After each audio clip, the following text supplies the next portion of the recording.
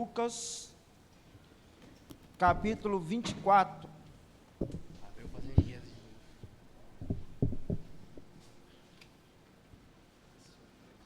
Evangelho de Lucas 24, verso 44. Lucas 24, verso 44. Amém? E disse-lhes: foi isso que eu lhes falei enquanto ainda estava com vocês.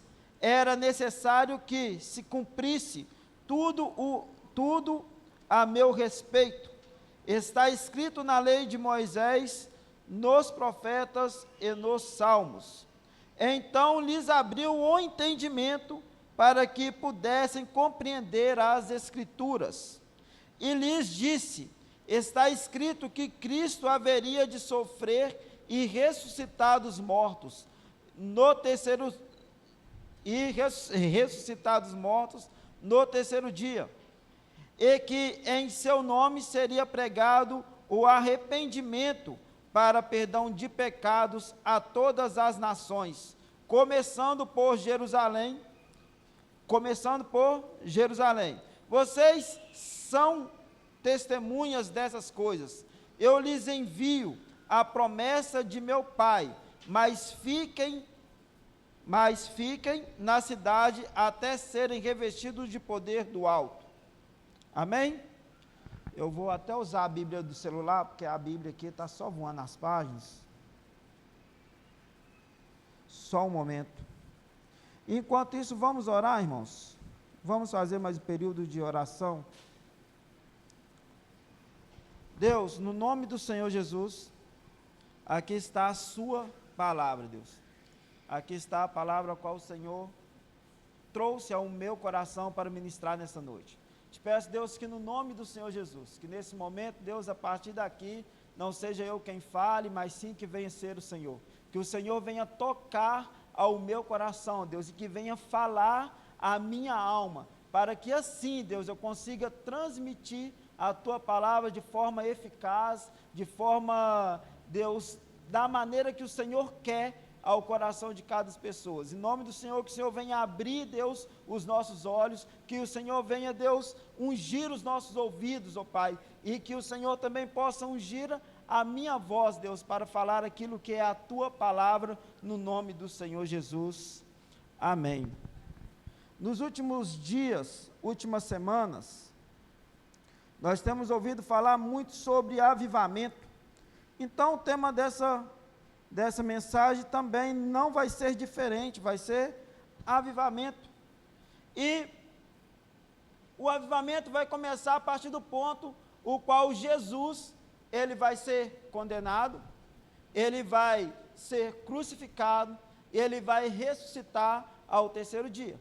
Quando Jesus ele ressuscita, ele fica em um espaço de tempo de cerca de 40 dias, tendo aparições aos discípulos, como nós vemos nos evangelhos.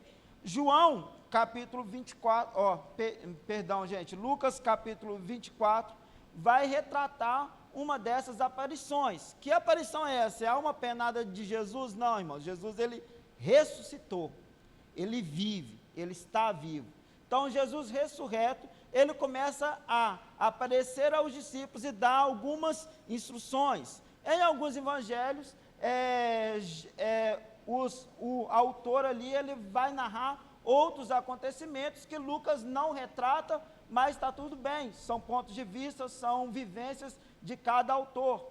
E dentro desse contexto, para vocês terem ideia, vai ter um dos autores dos evangelhos que vai falar que Jesus ele vai atrás de 2 dos discípulos que estavam a caminho de Emaús. Em outro evangelho vai falar que Jesus ele vai aparecer aos 12, é quando Tomé pede para tocar nas suas feridas. E Lucas aqui, ele vem trazendo essa fala de Jesus, que era uma instrução final. Após essa fala, Jesus ele vai ascender ao céu e ele não mais vai ser visto. Então, em sua última fala, se assim podemos considerar cronologicamente, ele vai dar uma instrução para os seus discípulos: olha, permanecei em Jerusalém até que do alto vocês sejam revestidos de poder. E os discípulos, eles permanecem ali, obedecendo ao Senhor, obedecendo à instrução do Senhor, durante esse tempo, que possivelmente também é por volta de 40 dias, entre a Páscoa e o dia de Pentecostes. Então, eles vão permanecer ali esperando esse revestimento do alto, esperando para com que a promessa se cumprisse, a promessa do Espírito Santo.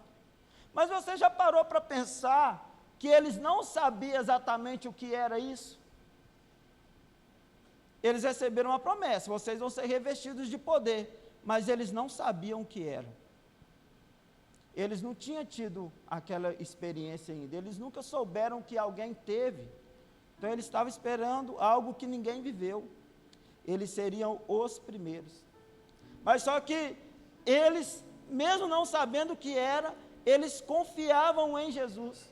Mesmo eles não tendo noção do que haveria de acontecer, eles estavam fiéis, permanentes, na sua fé, crendo que se Jesus ele prometeu, era algo bom. Porque eles sabiam que aquilo que Jesus tinha para eles era algo bom. Nas nossas vidas, irmãos, nós às vezes esperamos por algo que nós nunca vivemos e nós não sabemos qual é a sensação de viver aquilo. Mas o que nos traz esperança? A esperança que nos é traga é vinda de alguém que já viveu aquele momento. Exemplo, o casamento. Eu lembro que quando estava preparando para casar, eu não sabia o que era o casamento em si, eu não sabia como que era aquela experiência. E eu só soube de verdade quando aconteceu comigo. E o que eu sabia? Aquilo que outras pessoas me contavam. Então, sobre casamento, teve gente que me falou que acontece 1 milhão de coisas no dia. Chove, carro quebra, mas no fim dá tudo certo. Outras pessoas falaram que é tudo 1000 maravilhas, cada um de acordo com a sua vivência, mas nenhuma se comparava à vivência que eu tive, porque a vivência que eu tive é a minha vivência, não é a de mais ninguém. Não dá para medir como se fosse uma receita de bolo. E o que isso tem a ver com a descida do Espírito Santo? Os discípulos, primeiro, ninguém nunca recebeu para contar para eles como que era. Possivelmente eles tinham sentido a presença de Deus ao decorrer da sua caminhada, porque eles eram discípulos de Jesus. Como ouvir Jesus e não se sentir cheio de Deus? Mas algo novo estava sendo prometido, um revestimento de poder. O que é isso? O que isso era o que de fato não deixaria, isso era de fato o que não deixaria aqueles discípulos órfãos, que era o próprio revestimento de Deus sobre a vida deles. E não adianta eu tentar te falar como que vai ser o revestimento de poder quando vir na sua vida, porque como eu disse, como eu dei o exemplo do meu casamento, não é a mesma coisa, cada um vai ter a sua experiência é pessoal. E por mais que seja pessoal, ela é impactante, ela transforma a sua vida ela nunca mais é a mesma, a partir do momento em que você de fato recebe esse revestimento, essa plenitude do Espírito, que eu não sei te explicar o que é, mas que é real. Era como se a partir dali, a sua vida fosse totalmente mudada, e foi isso que esses discípulos viveram. Atos, capítulo 1, vocês sabem que Atos é uma continuação do Evangelho de Lucas, né? É o segundo tratado de Lucas. E Atos, ele vem em 1, versículo 8, ele meio que repete aquilo que Jesus havia dito, mas só que ele vem explicando um pouco melhor, o 7 e 8. E lhes respondeu: não compete saber os tempos ou as datas que o Pai estabeleceu em sua própria autoridade, mas receberão poder quando o Espírito Santo descer sobre vocês, e serão as minhas testemunhas, tanto em Jerusalém, em toda a Judéia, Samaria e até os confins da terra. Olha só, quando o Espírito Santo vier sobre você, o que vai acontecer? Vai fazer de você uma testemunha. Por que que o Espírito Santo vem? Por que que o revestimento de poder é necessário na vida do crente? É para fazer ele ficar feliz? Não. É para fazer ele alegrar? Não. Para fazer ele entrar em transe? Não. É para fazer a língua embolar? Não. É para te fazer cair no chão? Não. Pular de uma perna só? Não. Sapatear? Não. Não é para isso. O revestimento de poder do Senhor, a descida do Espírito Santo, quando ele vem sobre a vida do crente, é para fazer com que ele seja testemunha do Senhor. É para fazer com que ele pregue a palavra com autoridade, com intrepidez, com ousadia, sem medo. Sem medo, sem dúvida.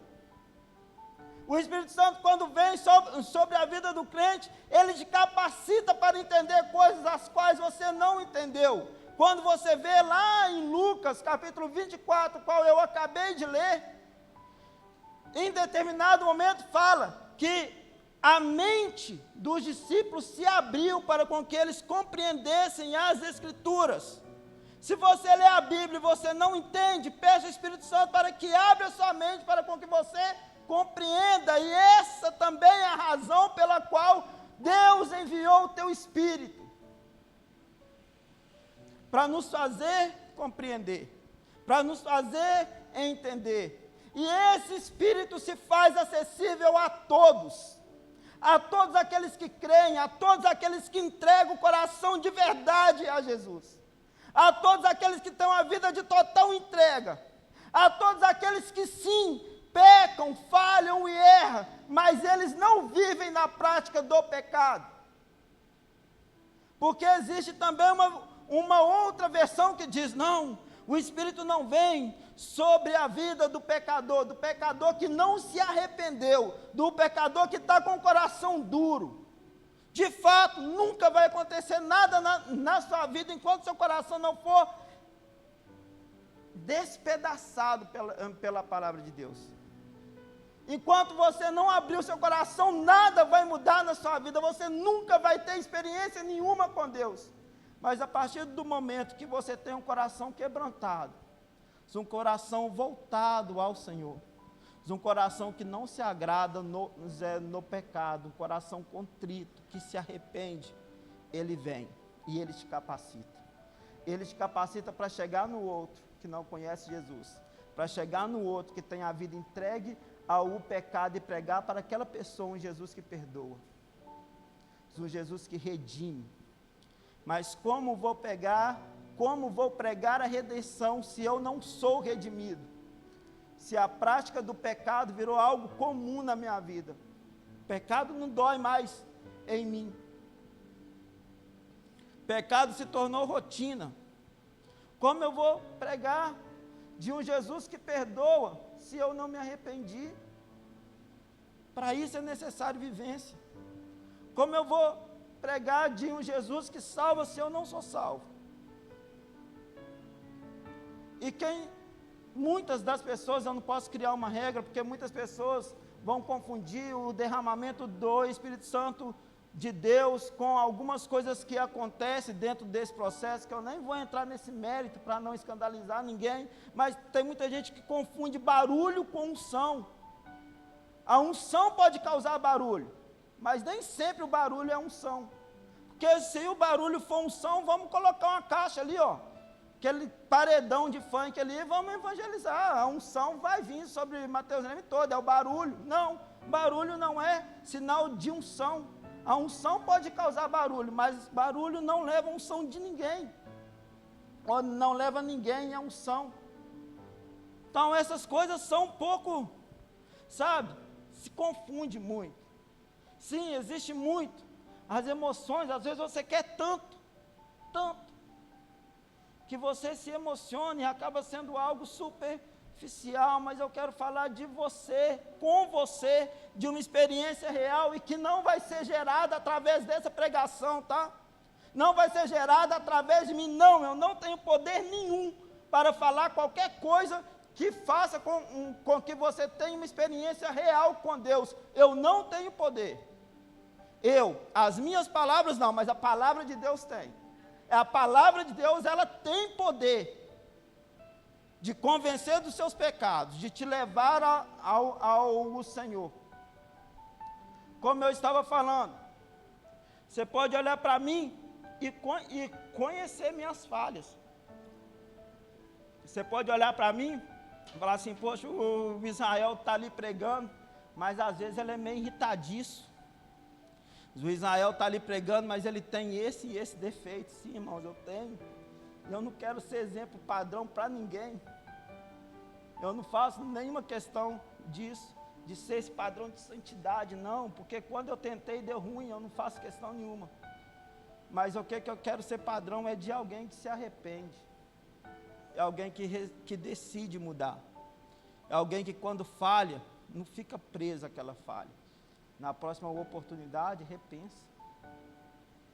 Na próxima oportunidade, faz de outra maneira. E é isso que é ser arrependido, sabe? Uma vez eu conversando com o pastor Marcos, um pastor Marcos do seminário, e ele compartilhou comigo, Israel, eu acho que era 20 anos que ele falou, eu tenho 20 anos de conversão. E sabe qual foi a receita para o meu sucesso ministerial e espiritual? Eu já fiquei atento, né? Ele falou assim, rapaz, eu nunca vivi na prática do pecado. Eu nunca pequei e continuei pecando. Eu sempre pequei, me arrependi e me voltei para Deus. Eu nunca vivi na prática. Eu sempre tive meu coração disposto a me arrepender. Ele falou assim, você quer ter sucesso? O caminho é esse. Identifica onde você erra, se arrepende.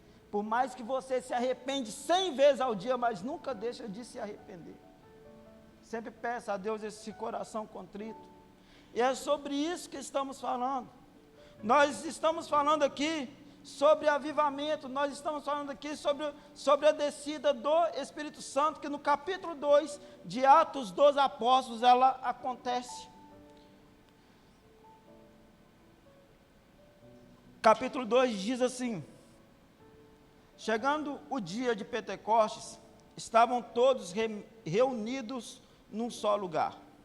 De repente, veio do céu um som, como de um vento muito forte, e encheu toda a casa a qual estavam assentados. E viram o que parecia com línguas de fogo, que se separam e pousaram sobre cada um deles, e todos ficaram cheios do Espírito Santo. Começaram a falar noutras línguas, conforme o Espírito Santo capacitava. Deixa eu marcar aqui que eu parei no verso 5. Não fiz esboço, dá nisso, está vendo? Mas vamos lá. Chegou um dia em que eles estavam todos reunidos em um único lugar, unânimes em oração, buscando ao Senhor, tendo a sua vida com Deus em dia, obedecendo às últimas instruções dadas pelo Mestre. Chegou um dia em que todos estavam em um único local. No dia de Pentecostes, eles ouvem um som, como de um vento. Eles ouvem um som como de um vento, e quando eles ouvem aquele som, eles começam a ficar cheios do Espírito Santo, e começam a falar em novas línguas, noutras línguas. Que fala que eles falavam em línguas estranhas? Não, aqui fala que eles falavam em línguas estrangeiras. E eles começavam a falar em outras línguas, ou seja, era um idioma o qual eles não dominavam, o qual eles não falavam. Deus os capacitou para falar aquele idioma. Mas por que Deus os capacitou? Na continuação, a partir do verso 5, você vai ver que para aquela festa, a festa da colheita, a festa de Pentecostes, estavam pessoas reunidas em Jerusalém de todo o local, até então conquistado, descoberto, né, daquela região ali, de todo o Império Romano, parte da Grécia, gente de tudo quanto é lado estavam ali, judeus que haviam se espalhado pelo mundo, eles voltavam para Jerusalém, para a festa de Pentecostes, e muitos desses judeus eram nascidos em outras nações, ou seja, eles não falavam a língua que os judeus falavam, eles não falavam o hebraico. Então, eles começam Os discípulos cheios do Espírito Santo, falando de outras línguas, eles começam a pregar na língua nativa daquele povo, de forma com que aquele povo fala assim: nossa, mas uma língua tribal, lá da região onde eu nasci, tem um cara ali falando de um Jesus para mim. O porquê que aconteceu esse fenômeno das línguas estranhas acontecerem? Foi para causar um movimento, um alvoroço? Não! Foi para mostrar que os discípulos eram cheios do Espírito Santo? Não! Foi para o aparecimento de alguém? Não! Foi para com que aquelas pessoas pregassem o Evangelho com autoridade, poder de Deus e unção vinda do céu para aquelas pessoas que não tinham acesso, não tinham ouvido falar de Jesus ainda. E todos esses discípulos pregam. Imagina qual era o tema da mensagem. Imagina, através de um só homem o pecado entrou, mas através de um único outro homem esse pecado saiu. Esse homem se chama Jesus. Quando eu paro para imaginar o teor dessa mensagem, eu não imagino outra coisa senão eles falar: há perdão para o seu pecado, há solução para a sua vida. Jesus veio, morreu por você, Ele morreu por você para te dar vida e vida em abundância. Ele veio para te reconectar de Deus. Olha, sem Deus, o que você merecer? Um inferno, mais nada. Mas Ele te religou, Ele salvou a sua alma, foi para isso. Reconheça esse Jesus como Senhor da sua vida. E todas aquelas pessoas que ouviram essas mensagens, gente, os discípulos estavam cheios do Espírito Santo. É impossível alguém cheio do Espírito Santo pregar e a vida de outras pessoas não serem transformadas, é impossível. Então, à medida que eles pregavam, aqueles homens que não tinham ouvido falar de Jesus foram convencidos de pecado, foram convencidos que precisavam de Deus, foram convencidos que estavam distantes de Deus, foram convencidos que estavam presos à religiosidade, e eles passaram a andar com Deus, eles passaram a reconhecer que Jesus era o Senhor da vida deles. E quando eles voltam para as suas nações, quando eles voltam para as suas cidades, eles voltam contando o quê? Há um Jesus que nasceu em Nazaré, que viveu na Galileia, há um Jesus que fez 12 discípulos, esses discípulos pregaram em nossa própria língua, dizendo que Ele é o Senhor, Ele é o Filho de Deus. E o Evangelho se espalha por todas aquelas províncias. Há um porquê da descida. Você quer ser cheio do Espírito Santo? Então se prepara, porque Ele vai te encher para te dar trabalho. Ele não vai te encher para te deixar feliz, Ele não vai te encher para outra coisa, senão para te capacitar para falar dEle mesmo. Foi isso que aconteceu. Sabe por que em que o avivamento não vem?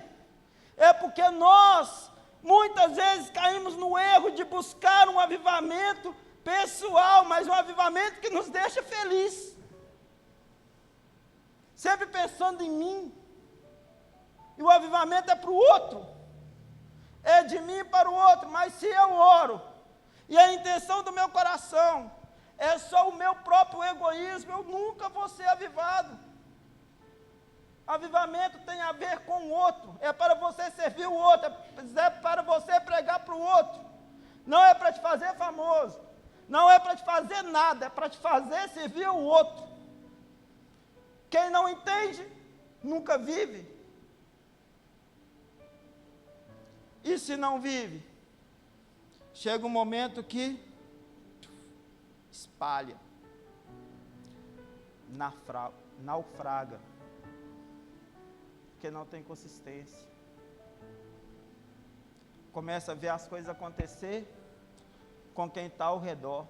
Vê, nossa, como irmão é cheio de Deus, nosso irmão é tão fervoroso, nosso irmão é uma bênção, mas eu não sou, por quê?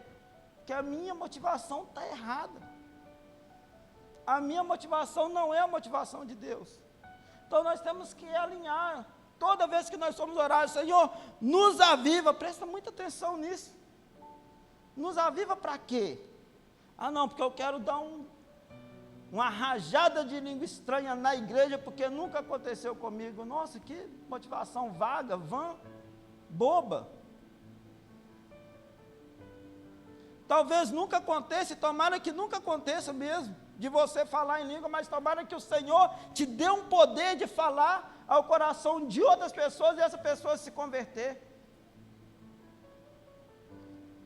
Eu prefiro que Ele te capacita, que te encha do poder de Deus, que te dá uma autoridade, uma ousadia que não é sua, para você falar dele, do que você falar em língua estranha e acabar aqui mesmo, e ficar aqui. Não é que eu estou falando sobre falar em línguas, tá, gente? Orar em línguas é bíblico, tá tudo bem. Mas não deve ser a busca incessante do nosso coração. A busca incessante do nosso coração é fazer a vontade de Deus, e a vontade de Deus é que nós façamos discípulos. Não é a vontade de Deus que nós saiamos falando na língua dos anjos, não vai edificar o reino de Deus em nada. Paulo, quando fala disso, fala que a língua estranha é para a nossa própria edificação. É para a sua edificação, mas o avivamento, o poder de Deus é para a edificação do outro, é para a vida do outro ser alcançada. Eu falo isso, irmão, porque eu aprendi da forma... Vocês vão rir, está muito tensa essa mensagem. Como que eu aprendi isso? Literalmente batendo cabeça. Né? Quando eu me converti, eu fiz parte de uma igreja ultra-pentecostal, não era nem pentecostal, não, era ultra-pentecostal, né? Os irmãos era do manto, do fogo. Ali eu aprendi muita coisa, e muita coisa que eu não devo fazer também, mas está tudo bem. E lá eu entrei nessa, de ser espiritual e tal, e comecei a rodar também, pensando que... Vivi em pecado, tinha uma vida toda torta, mentiroso, tinha problema com pornografia, todo errado. Eu entrei nessa. Não, é o poder de Deus, é o Espírito Santo. Até com que um dia eu fui entrar nessa doideira, e eu bati a cabeça numa pilastra, irmãos.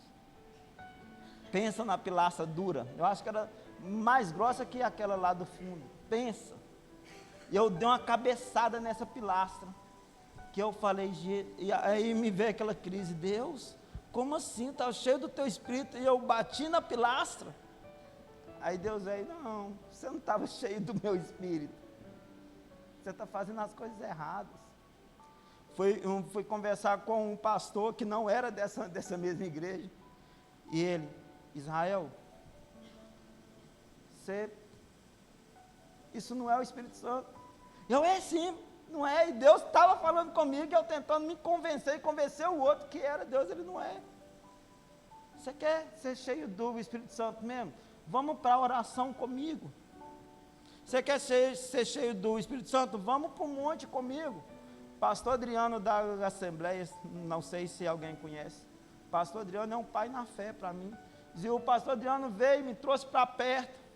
E nós saíamos todos os dias, eu, o pastor Adriano e o pastor Diego Maradona, os jovens devem lembrar, e ele já esteve aqui pregando. E víamos nós três, 4 horas da manhã, lá do Mangabeiras, para orar aqui na sede da Assembleia. No meio do caminho tinha uma Assembleia, e eu olhava para ela e falei: mas por que a gente não ora aqui? A igreja também. Mas eu vinha todos os dias, 4 horas da manhã, e eu fui tendo experiência com Deus, e fui entendendo que não é doideirada, é busca e entrega. E nesse meio tempo, né, quando a gente viveu essa experiência, eu estava lendo um livro chamado Heróis da Fé. Quando eu terminei esse livro, eu cheguei nele e falei: olha, eu não sou crente, eu nunca me converti, eu nunca fiz nada para Deus, eu quero fazer alguma coisa para Deus. E aonde ele pega e fala assim: você quer mesmo? Quero. Eu falei: então vamos para o monte.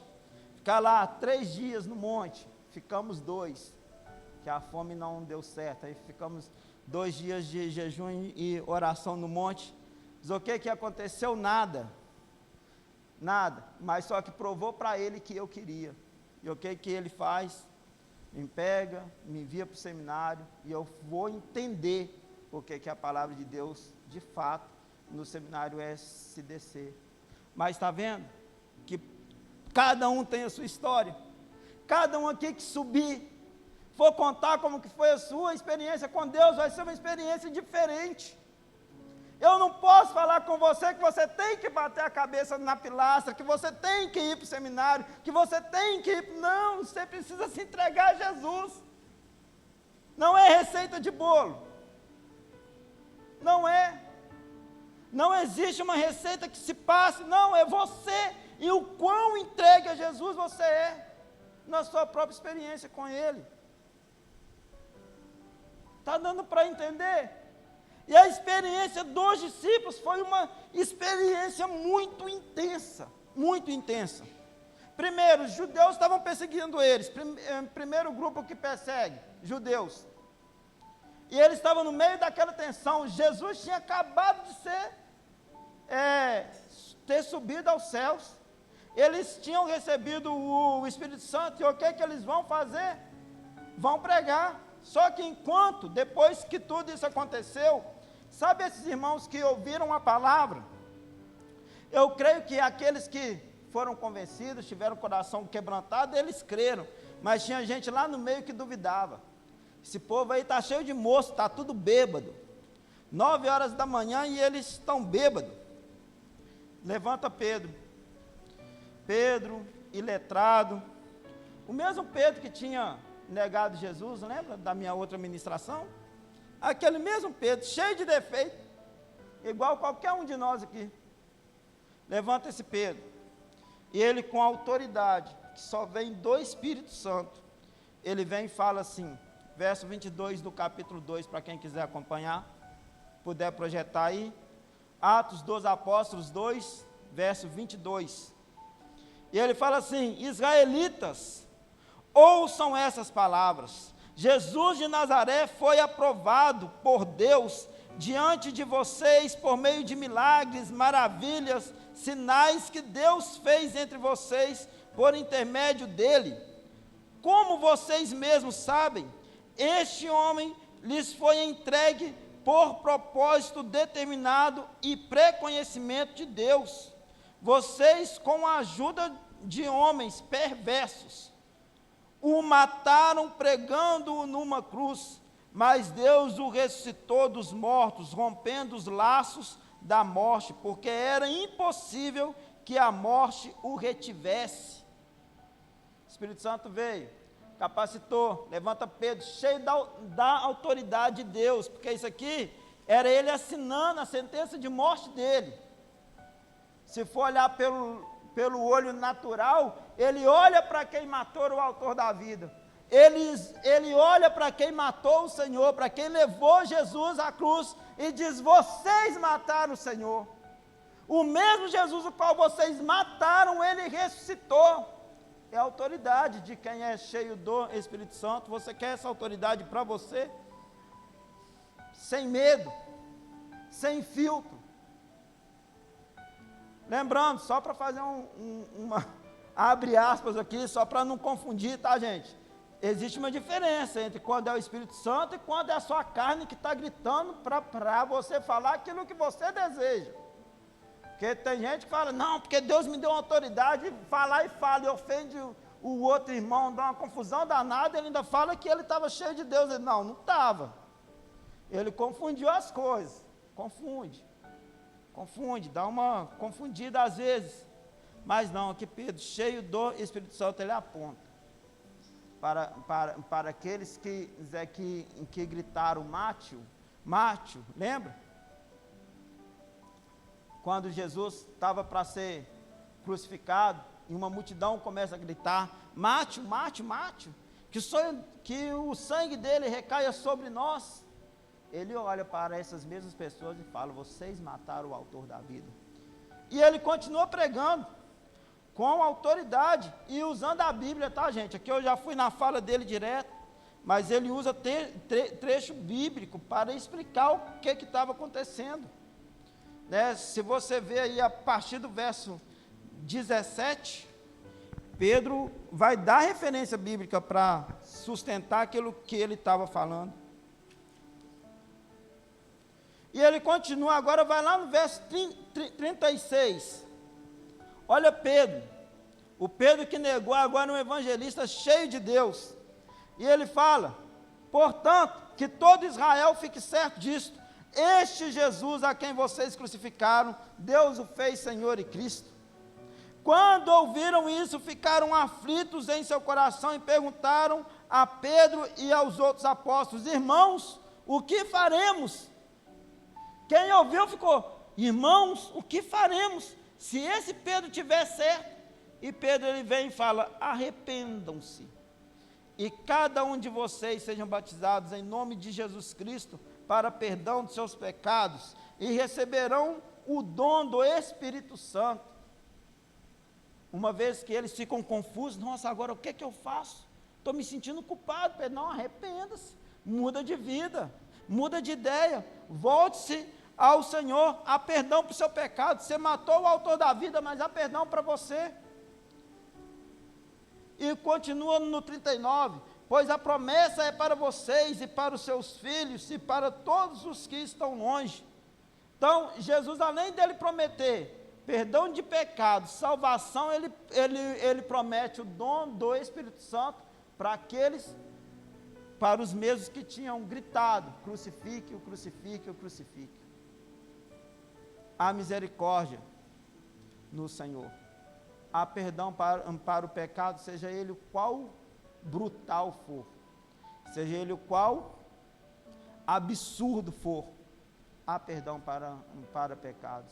Em Jesus há perdão para pecados. Jesus ele transforma, com certeza, aqueles que creram foram transformados pelo Senhor. E o 40, com muitas outras palavras, advertia e insistia com eles: salvem-se dessa geração corrompida. Aos que aceitaram a mensagem foram batizados, e naquele dia houve um acréscimo de cerca de 3.000 pessoas. Na primeira pregação, depois da descida do Espírito Santo. Está vendo o que vai acontecer? Quando você ter a sua experiência com Deus, pessoas vão ser impactadas. Qual é a motivação do nosso coração em buscar o Espírito Santo com toda a intensidade, para com que outras pessoas sejam impactadas? Se essa não for a motivação, eu acho que ele não desce. Não vejo outro motivo para com que o Espírito Santo venha e nos impacte de forma eficaz, senão essa.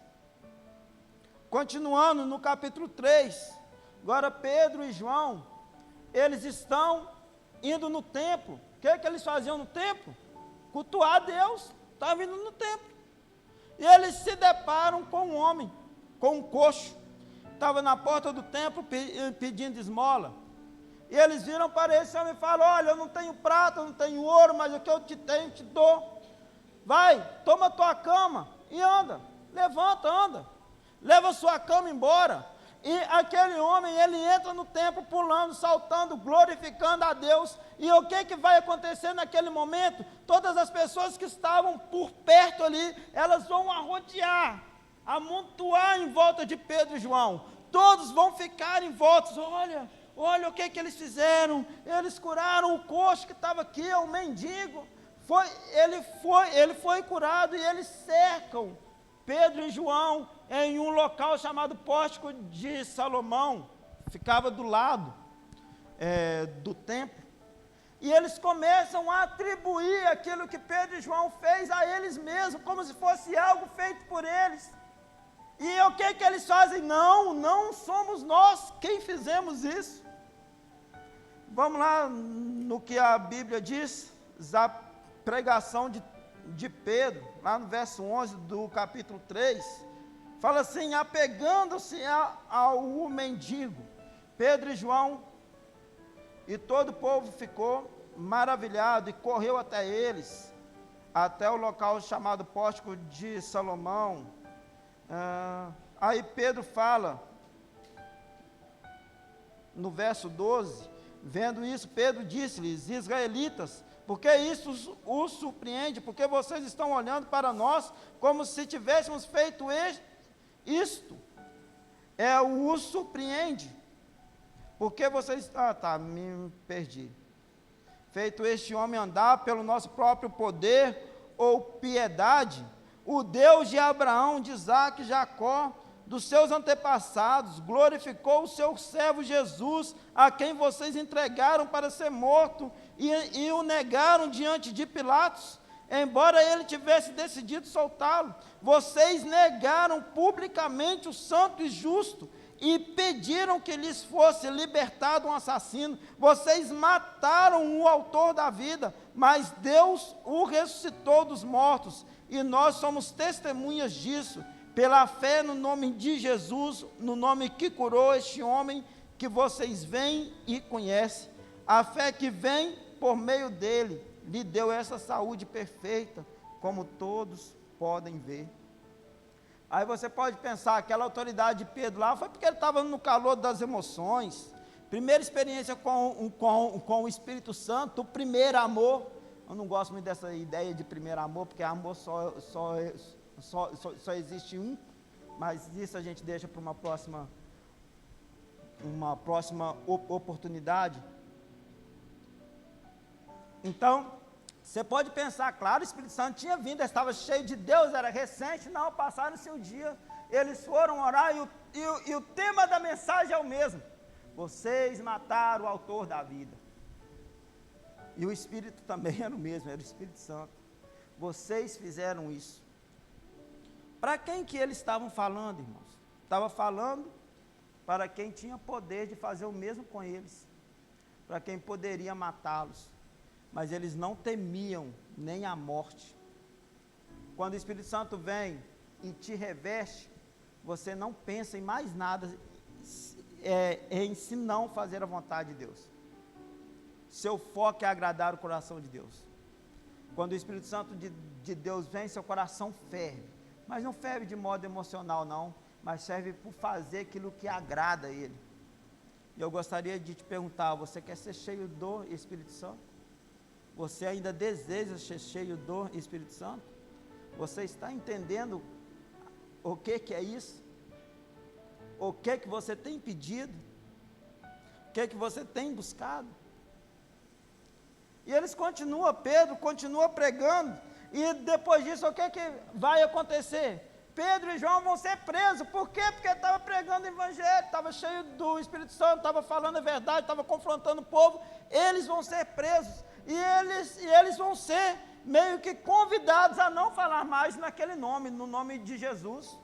Sinédrio vai proibir, vocês não podem falar mais nesse nome, nós vamos libertar vocês. Por que eles libertaram? Porque o povo estava clamando por eles. Se o Sinédrio pega Pedro e João e dá fim à vida deles naquele momento, ia dar uma grande confusão, e eles iam arrumar uma confusão ainda maior com Roma. Então eles, olha, vamos só pegar eles aqui, prender, repreender eles, falar, vocês não podem mais pregar. E o que eles fazem? O que os irmãos fazem? O que a igreja faz? Falei tanto de João aqui por 2 anos que está no automático. Mas Atos capítulo 4, agora no verso 25. Atos 4, 25. Quando foram soltos, quando Pedro e João foram soltos, o que eles fizeram? Me ajuda aqui, Bíblia. Quando foram soltos, Pedro e João voltaram para os seus companheiros e contaram tudo o que os chefes dos sacerdotes e os líderes religiosos lhes tinham dito. Ouvindo isso, levantaram juntos a voz a Deus, dizendo: ó soberano, tu fizestes o céu, a terra, o mar e tudo que neles há. Tu falastes pelo Espírito Santo na boca do teu servo, o nosso pai Davi. Porque te enfureceu as nações, os povos conspiram em vão, os reis da terra se levantam, os governantes se reúnem contra o Senhor e contra o seu ungido. De fato, Herodes, Pôncio Pilatos reuniram-se com os gentios e com o povo de Israel nesta cidade para conspirar contra o teu santo servo Jesus, a quem ungiste. Fizeram o que o teu fizeram o que o teu poder e a tua vontade havia decidido. De antemão que acontecesse. Agora, Senhor, considera as ameaças deles e capacita os seus servos para anunciarem a tua palavra corajosamente. Estende a tua mão para curar e realizar sinais e maravilhas por meio do nome do teu servo Jesus. Depois de orarem, tremeu o lugar em que estavam reunidos, e todos ficaram cheios do Espírito Santo e anunciavam corajosamente a palavra de Deus. A ameaça veio, Pedro e João foi preso, tá? É proibido falar de Jesus, e o que a igreja faz? Senhor, nos dê poder, considera a ameaça deles. Então, nos dê poder para anunciar o teu evangelho corajosamente. Eu gostaria de te perguntar, você entendeu o que é ser cheio do Espírito Santo? Você quer ser cheio dele? Eu gostaria de te falar uma coisa, dificilmente vai ser pelo toque da minha mão na sua cabeça que você vai receber. Apesar que isso é bíblico, né? Os apóstolos faziam, mas quem sou eu? Eu não sou? Quem sou eu na fila do pão? Dificilmente eu vou colocar a mão na sua cabeça e vou te transferir uma unção, porque eu não tenho nem fé nisso, a esse ponto, de transferir uma unção para alguém. Dificilmente nós vamos orar aqui e você vai receber por causa da nossa oração. Mas se você buscar de todo o seu coração, independente de nós, além de nós, se você se debruçar diante do Senhor e pedir para com que Ele se encha, você vai ser cheio, porque tudo é medido pela sua busca, tudo é medido pela sua entrega. Não é responsabilidade de quem prega, não é responsabilidade de quem ora, é responsabilidade de quem busca, é você e Deus. No último dia eu não vou estar lá para ser seu advogado. No último dia o pastor Elton não vai estar lá para explicar o seu erro. Vai ser você e o Senhor. Quando você for buscar o Espírito Santo, não vai ser diferente, vai ser você e Ele. E não vai ser porque dessa pregação, por causa dessa, não, vai ser por causa de Jesus, da palavra. Nós precisamos amadurecer esse ponto, não é por nada, não é por ninguém, é por Jesus, é Ele que faz. O resto é coadjuvante, figurante nessa história toda, nem coadjuvante é. Então você que crê, gostaria de chamar o louvor para vir aqui. E você que crê, você que tem buscado, o momento é esse, o momento de você se debruçar.